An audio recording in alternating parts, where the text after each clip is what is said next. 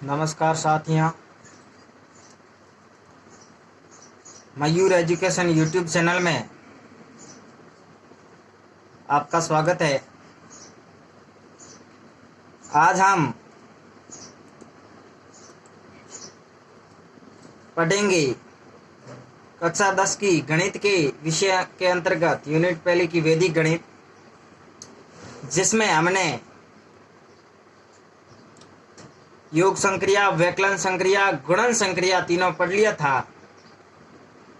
भाग संक्रिया के अंतर्गत हमने निखिलम विधि भी पढ़ ली थी। आज हम पढ़ेंगे सूत्र परावर्ते योज्यते विधि। यह निखिलम विधि जैसी ही है। तो आइए देखते हैं। इसमें हम पहला क्वेश्चन 1358 में 113 का भाग देना है। तो इसमें 113 100 के पास है, इसीलिए इसका आधार हम 100 लेंगे। अब हम समझेंगे कि 113 का 1358 में सूत्र परावर्ते योजित किस प्रकार भाग देंगे। तो हम इसमें भाजक लिखा है हमने 113। अब चूंकि आधार में आधार 100 है, इसमें 2 जीरो है, इसलिए 1358 का बाईं तरफ से 2 अंक लेंगे तथा शेष अंक हम मध्य भाग में लिख देंगे। 58 को तृतीय भाग में और 13 को मध्य भाग में लिख देंगे, और प्रथम भाग में जिसका भाग देना भाजक को लिख देंगे। अब हम जानते हैं कि जो 113 है वह आधार से 13 दूर है, इसलिए हमने 13 लिख दिया। विचलन 13। अब हम इसका परिवर्तित अंक करेंगे। यदि विचलन में प्लस की संख्या हो तो परिवर्तित अंक माइनस के हो जाएंगे। यहाँ विचलन 1 और 3 13, तो यहाँ माइनस का 1 और माइनस का 3 हो गया। इस प्रकार यदि और विचलन माइनस में हो तो परिवर्तित अंक धनात्मक हो जाएगा। अब हमें जो मध्य भाग में अंक लिखा हुआ 13, उसका जो सबसे आगे का अंक 1 है, उसको वैसा का वैसा भागफल की जगह उतार देंगे। अब जो परिवर्तित अंक आ रहा है -1 और -3 को 1 से गुणा करके पहली जगह छोड़ के दूसरे अंक के नीचे से शुरू करना लिखेंगे। तो -1 3 के नीचे और -3 5 के नीचे लिख दिया। जो -3 है वह तृतीय भाग में चला गया। अब हम देखेंगे सिर्फ एक अंक लेते हुए चलना है। 3 में से 1 गया 2, लेकिन 5 में से 3 नहीं घटाना है, क्योंकि हमें एक एक अंक लेते हुए चलना है। 3 में से 1 गया 2। अब हम उसी परिवर्तित अंक का गुणा 2 से करेंगे। तो यहाँ -1 का गुणा 2 से -2 और -3 का गुणा 2 से -6 होता है। तो -2 -3 के नीचे तथा -3 -6 8 के नीचे लिख देंगे। अब हम इसमें से घटाएंगे। 8 में से 6 गया, 2 आ गया। अब 5 में से 3 गया, 2 और 2 में से 2 गया, पीछे आ गया 0। इस प्रकार मेरे पास 12 भागफल आ गया है तथा 0 शेषफल आ गया है। यदि परिवर्तित अंक का गुणा भाग जो ये संख्या आ रही है 2, इससे गुणा करने पर यदि संख्या प्लस में आती तो ये संख्या जुड़ती। तो इस प्रकार का उदाहरण हम आगे देखेंगे।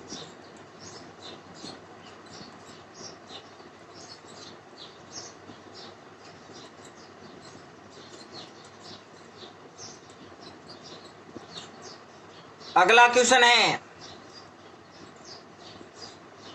3,95,166 में 1321 का भाग देना। हम जानते हैं कि जो 1321 है वह 1000 के नजदीक है, इसलिए इसका आधार 1000 लेंगे। अब हम देखेंगे कि 3 अंकों का हम भाजक के 1000 आधार 1000 का हम भाग किस प्रकार करेंगे, सूत्र प्रवर्ती योज्यते से। तो हम जानते हैं कि जो ये हमारे आधार लिया हुआ है, आधार में 3 0 है, इसलिए भाज्य का बाईं तरफ से 3 अंक तृतीय भाग में लिख देंगे तथा शेष अंक जो बचा हुआ है वह मध्य भाग में लिख देंगे और जो भाजक है उसको प्रथम भाग में लिख देंगे। ये तो जो हमारे क्वेश्चन में दिया हुआ है उस प्रकार हमने लिख दिया है। अब हम विचलन, हम जानते हैं कि आधार हमने 1000 लिया है, तो ये विचलन 1000 से 321 है, 321 दूर है, इसलिए विचलन 321 हो गया। अब हम परिवर्तित अंक करेंगे।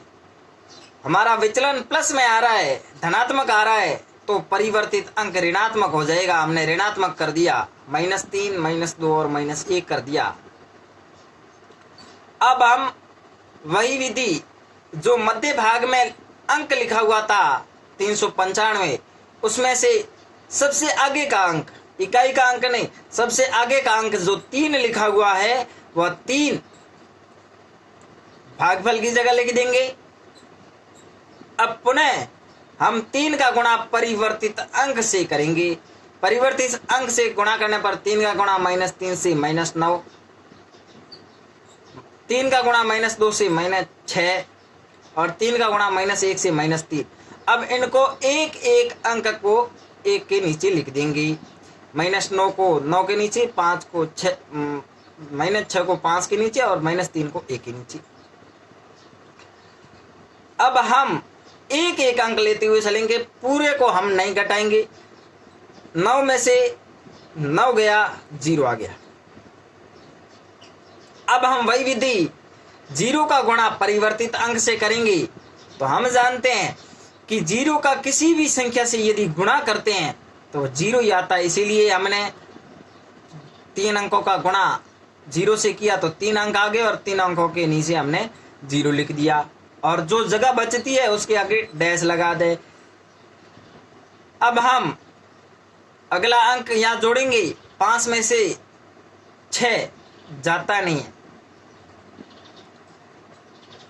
तो यहाँ इस ऊपर 1 के ऊपर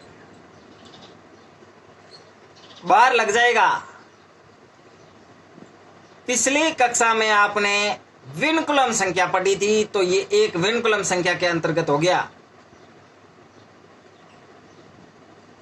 अब इस -1 का गुणा, ये विनकुलम का मतलब होता है माइनस में संख्या होना। ये -1 का गुणा परिवर्तित अंक से करेंगे, तब -1 का गुणा -3 से +3, -2 का गुणा +2 और -1 का गुणा -1 से 1 हो गया है। अब हम पुनः एक यहाँ वही विधि करेंगे और यहाँ अब सब घटा देंगे। सब इसलिए घटाएंगे जैसे ही जैसे ही अंक तृतीय भाग में पूरे पूरे चले जाते हैं तो हम पूरा पूरा घटा देंगे। तो यहाँ हम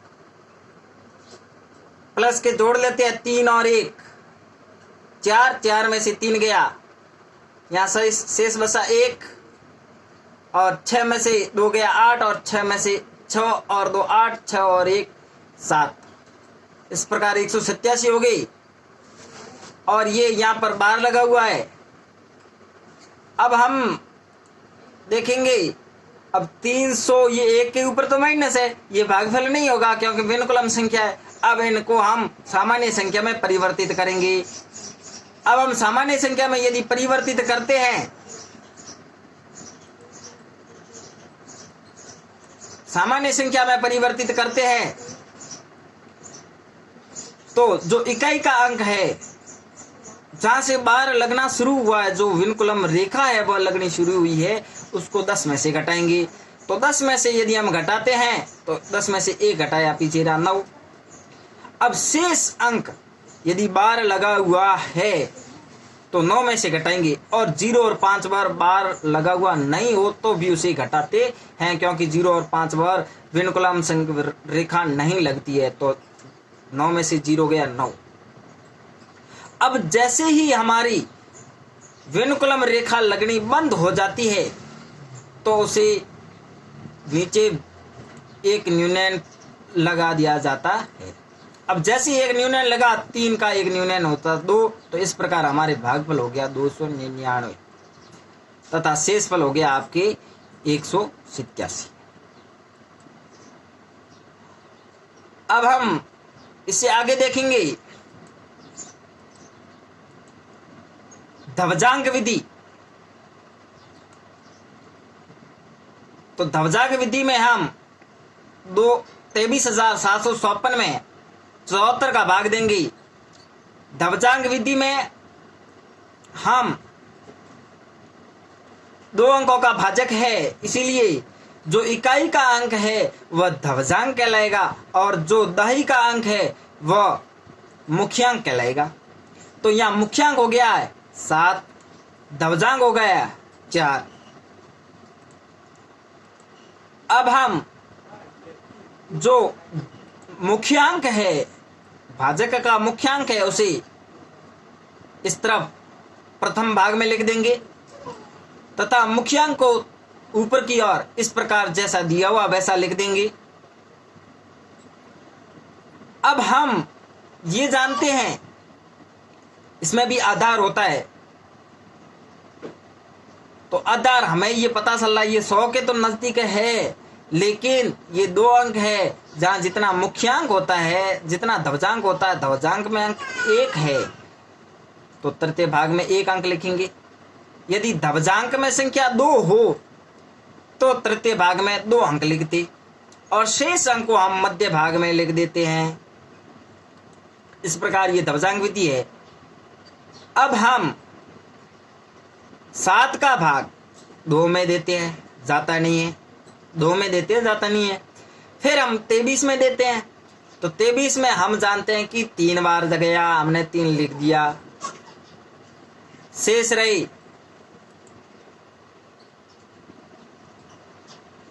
2, हो गया 27। अब हम 27 में भाग नहीं दे सकते। ध्वजांक विधि में एक बार भाग देने पर जो शेषफल आता है उसे अगली संख्या में लगा के 27 बना और 27 में से हम घटाएंगे, यहाँ ध्वजांक का उपयोग लेंगे। तो जो भागफल आया है उसका ध्वजांक से गुणा कर, जो भागफल 3 आया है ध्वजांक 4 से गुणा कर 27 में से घटाएंगे तो शेष रहा 15। अब हम 15 में भाग देंगे। 15 में 7 का भाग गया 2 बार, भागफल आया 2, शेषफल आया 1। अब शेषफल को अगली संख्या यानी 5 के आगे रखेंगे तो हमें 15 हो गया, लेकिन 15 में भाग नहीं देंगे। 15 में से हम घटाएंगे किसको? भागफल का गुणा ध्वजांक से कर घटाएंगे तो पीछे रहा 7 और 7 का 7 में भाग गया एक बार, तीसरा शेष 0। तो 0 को अगली संख्या के आगे लगाते हैं, चाहे लगाओ या ना लगाओ कोई फर्क नहीं पड़ता, लेकिन लगाने पर संख्या वो बनी 4, और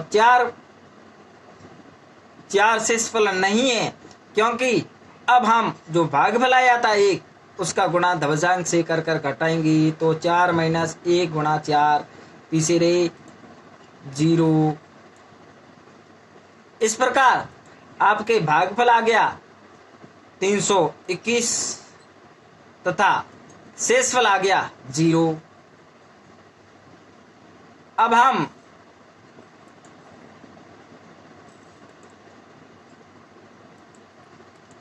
आगे क्वेश्चन देखेंगे।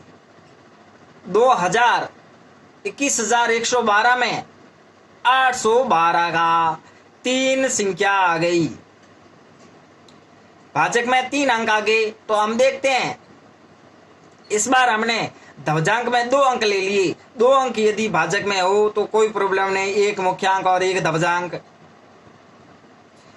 अब यदि भाजक में 3 अंक हो तो 2 ध्वजांक और एक मुख्यांक ले सकते हैं, और या 2 मुख्यांक और एक ध्वजांक ले सकते हैं। तो हमने यहाँ 2 ध्वजांक लिया, 2 अंक ध्वजांक लिए, यानी 12, और 1 अंक लिया मुख्यांक, और ध्वजांक को हमने यहाँ रखा तथा मुख्यांक को यहाँ रखा। अब ध्वजांक में 2 अंक है तो जो भाज्य था उसके पीछे के 2 अंक हमने रख दिए तृतीय भाग में, तथा शेष अंक को मध्य भाग में रख दिया।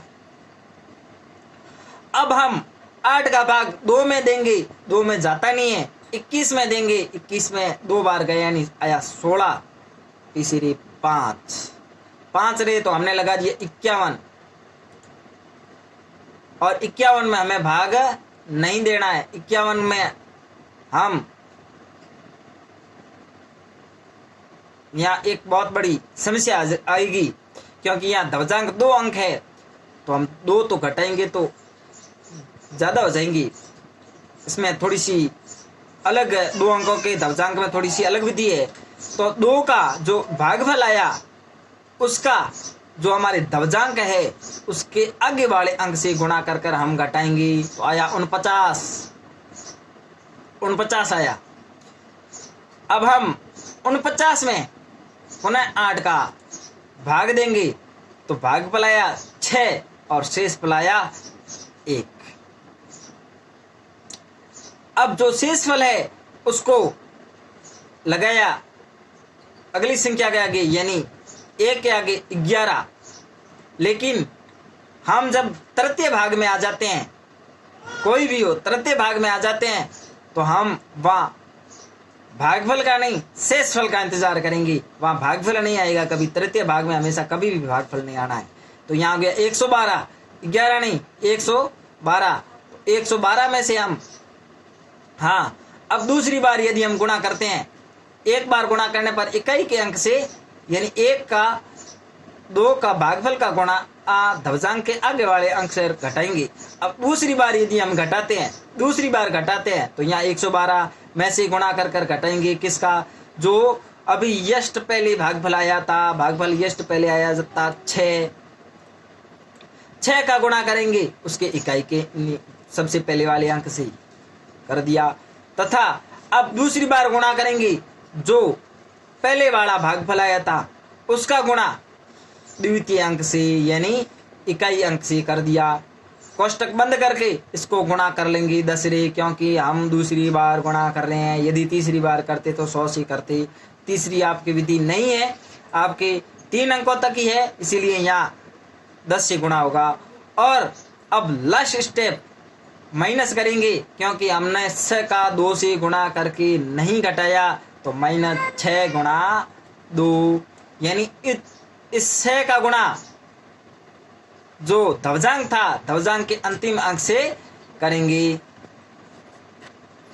तो 112 - 6 100 - 12 बराबर 0। इस प्रकार आपकी भागफल आ गया 26 तथा शेषफल आ गया 0। आज का इतना ही। वीडियो पसंद आया तो लाइक करें, शेयर करें और सब्सक्राइबर ज़रूर करें।